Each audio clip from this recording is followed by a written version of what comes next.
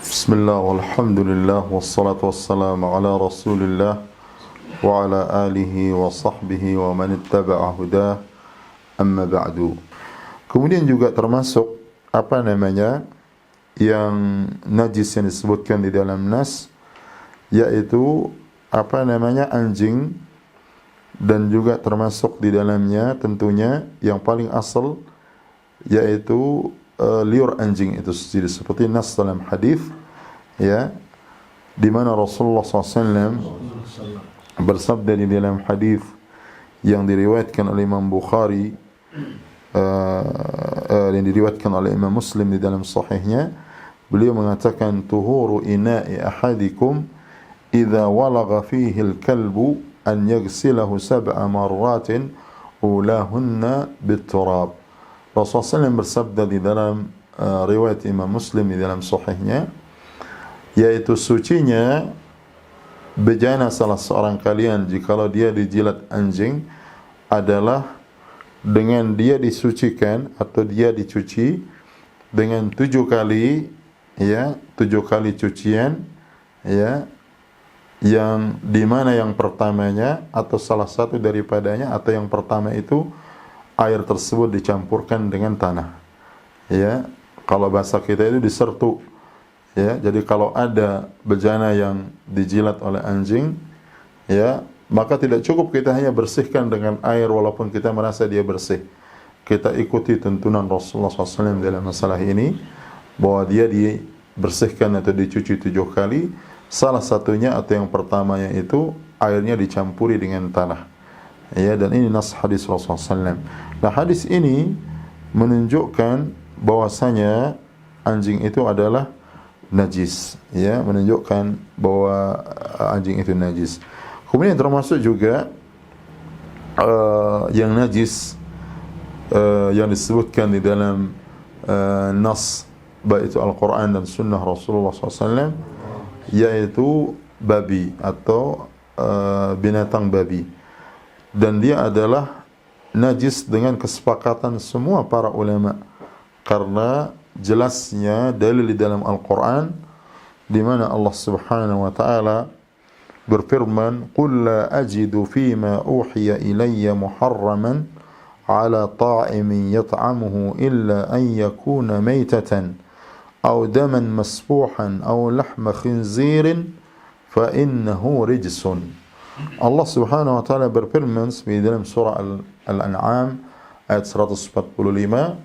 Allah berfirman, "Qul la ajidu fima uhiya ilayya muharraman." Katakanlah wahai Muhammad, aku tidak dapatkan pada apa yang diwahyukan oleh Allah Subhanahu wa taala kepadaku dari perkara yang diharamkan, ala ta'imin yata'amuhu, atas orang yang makan suatu makanan yang dia makan, yang haram itu adalah illa an yakuna maitatan, kecuali dia itu adalah bangkai. Artinya termasuk hal-hal yang diharamkan untuk dikonsumsi atau dimakan oleh seseorang, pertama adalah bangkai.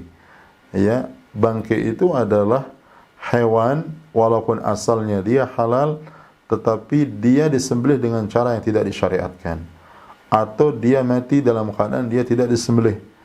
Ya, kalau dia mati dalam keadaan tidak disembelih, maka dia menjadi bangkai, dan bangkai itu haram dimakan, kecuali bangkai tersebut yang dikecualikan di dalam hadis Rasulullah SAW adalah bangkai ikan, ya, bangkai ikan, kemudian bangkai belalang. Artinya kalau belalang itu mati boleh kita makan, ya. Kemudian juga ikan walaupun dia mati di dalam laut, apa saja dari hewan air, ya, yang dia mati maka tidak perlu disembelih, maka dia boleh dan halal. Dan itu disebutkan di dalam hadis yang kita sebutkan di majlis sebelumnya, ketika Rasulullah SAW ditanya tentang air laut, beliau mengatakan, huwa tahuru ma'uhu al-hillu maitatuhu.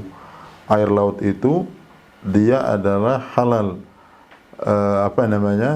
dia suci, mensucikan airnya, kemudian dia halal bangkainya, ya, kecuali ikan, bangkai ikan, dan kemudian bangkai belalang seperti disebutkan dalam hadis Rasulullah sallallahu alaihi wasallam.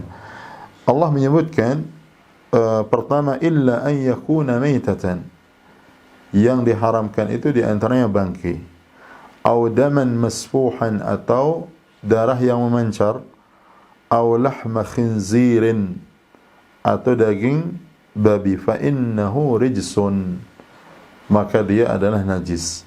Ya, dan syahid yang menjadi pokok bahasan kita pada ayat ini adalah lahma khinzirin.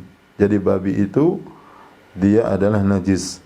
Allah mengatakan fa innahu rijsun, dan tidak ada perbedaan di antara para ulama tentang najisnya dan haramnya daging dan semua apa yang ada pada bagian daripada babi tersebut. Nah, itu yang ke-8. Poin yang ke-9 dari perkara najis yang ada nasnya di dalam Al-Quran atau sunnah Rasulullah SAW, yaitu al-maitah, yaitu bangkai.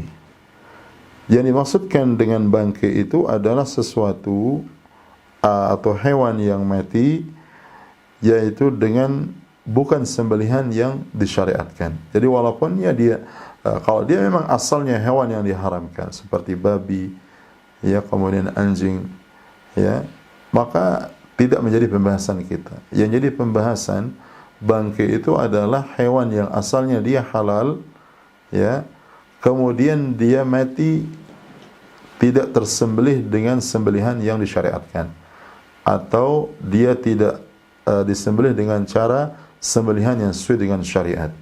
Maka kalau dia mati, ya, dengan cara tidak disembelih secara syariat atau yang sesuai dengan syariat, maka dia menjadi bangkai, ya, dan dia pertama tidak halal untuk dimakan, haram untuk dimakan. Kedua, maka bangkai ini najis, ya, kecuali yang kita sebutkan tadi perkecualiannya, yaitu ikan dan belalang seperti dalam hadis Rasulullah SAW. Kemudian tentang apa namanya, tentang najisnya bangkai ini, maka para ulama ijma' tentangnya, ya, para ulama ijma' tentangnya berdasarkan hadis Rasulullah sallallahu alaihi wasallam, ya, beliau bersabda tentang kulit bangkai, ya, kulit bangkai, idza dubighal ihabu faqad tahura, jikalau dia disamak, ya, kulit daripada bangkai itu, faqad tahura, maka dia suci.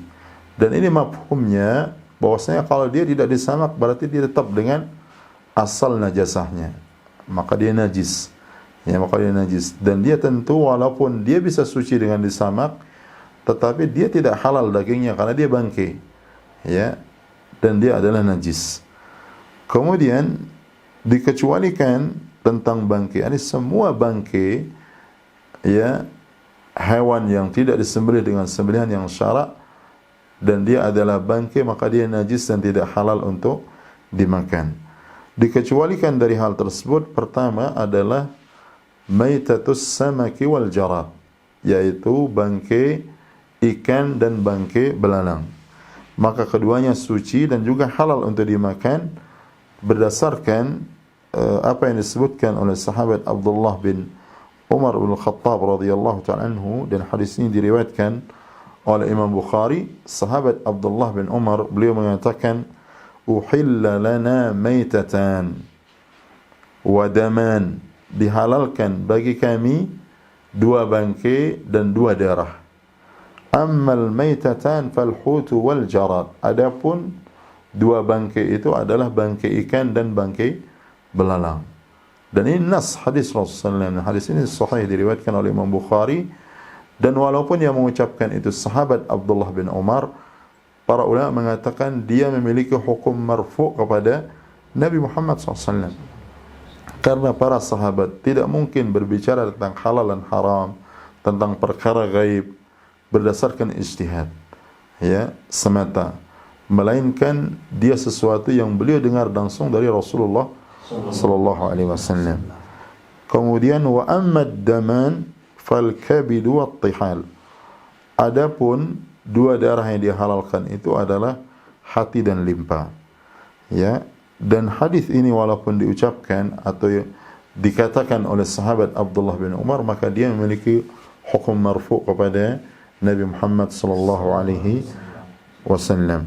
Kemudian yang kedua juga yang dikecualikan adalah bangkai dari hewan yang dia darahnya itu tidak mengalir, atau disebut dengan maitatu ma la dama lahu sa'il, yaitu bangkai yang dia tidak mengalir darahnya, seperti misalnya lalat atau juga lebah atau semut, ya, dan kutu dan yang semisal dengannya. Artinya hewan-hewan kecil yang dia tidak memiliki darah yang mengalir, bukan dia dam masfuh, maka dia itu termasuk bangkai yang dia tidak najis kalau dia mati atau dia menjadi bangkai. Dan ini didasarkan kepada hadis Rasulullah SAW yang juga diriwayatkan oleh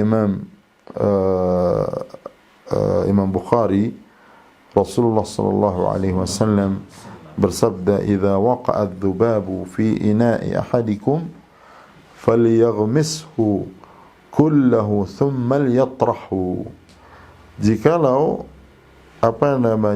jatuh lalat pada bejana salah seorang kalian, maka hendaklah dia celupkan. Artinya kalau ada kita punya minuman atau makanan yang cair, lalu jatuh misalnya pada makanan yang cair itu atau minuman yang tentunya cair itu, yaitu lalat, maka kita celupkan, artinya kita masukkan, jangan kita langsung angkat. Kenapa? Kemudian setelah kita celupkan, lalu kemudian kita buang. Kenapa? Rasulullah SAW mengatakan, fa inna fi ahada janahaihi da'un wa fil akhari shifa'un. Karena di salah satu sayap lalat itu ada penyakit, sedangkan di satu sayapnya yang lain itu ada penawarnya atau obatnya. Nah, disebutkan bahwasanya lalat itu biasanya kalau dia jatuh, biasanya dia akan jatuh pada posisi, yaitu dia bagian yang ada kotorannya atau penyakitnya, sehingga manakala dia dicelupkan, maka penyakit yang dia ada pada sayap, salah satu sayap daripada lalat ini, dia akan dinetralisir atau dia akan dilawan dengan ada obat yang ada pada salah satu daripada sayap lalat tersebut. Termasuk juga yang berkaitan dengan hal ini yang disebutkan oleh para ulama, yang dikecualikan bahwasanya dia tidak najis, tidak seperti yang disebutkan secara umum yang berkaitan dengan bangkai, adalah yang berkaitan dengan tulang, ya, tulang hewan atau tanduknya atau kukunya atau bulunya, ya, itu termasuk hal-hal yang dari hewan walaupun dia asalnya dari bangkai, tidak dia dihukumi najis oleh para ulama. Dan ini didasarkan kepada dalil asal bahwasanya hal tersebut dia adalah suci, dan juga disebutkan oleh Imam Bukhari di dalam sahihnya walaupun dengan riwayat yang muallaq. Beliau mengatakan, qala az-Zuhri fi idhamil maitati nahwa al-fil wa ghairihi adraktu nasan min salafil ulama yamtashituna biha wa yaddahinuna minha la yarawna bihi ba'san.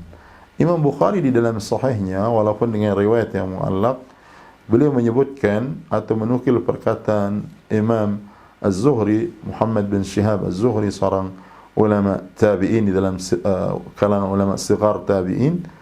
Beliau mengatakan tentang tulang dari bangkai, semisal gajah atau yang selainnya. Beliau mengatakan, aku dapatkan banyak orang dari kalangan salaf para ulama, maksudnya para sahabat, atau kalau yang berbicara ini tabi'in, ketika dia berbicara bahwasanya ada ulama yang mengatakan, maka ini maksudkan orang yang di atas mereka, para sahabat atau kibar tabi'in. Dan Imam Az-Zuhri adalah termasuk sigar tabi'in. Mereka, kata beliau, yamtashituna biha, mereka itu bersisir dengan tulang itu. Artinya sisir itu yang mereka buat dari tulang yang asalnya dari hewan yang dia bangkai, ya, itu mereka lakukan menunjukkan bahwasanya ya tulang-tulang tersebut adalah suci dan tidak najis. Bahkan mereka mengambil ya apa namanya, atau dia pergunakan juga untuk untuk mereka berminyak dengannya, dan mereka menganggap bahwa itu sesuatu yang tidak mengapa. Dan ini dinukil oleh Imam Bukhari dalam sahihnya walaupun dengan riwayat yang mu'allaq.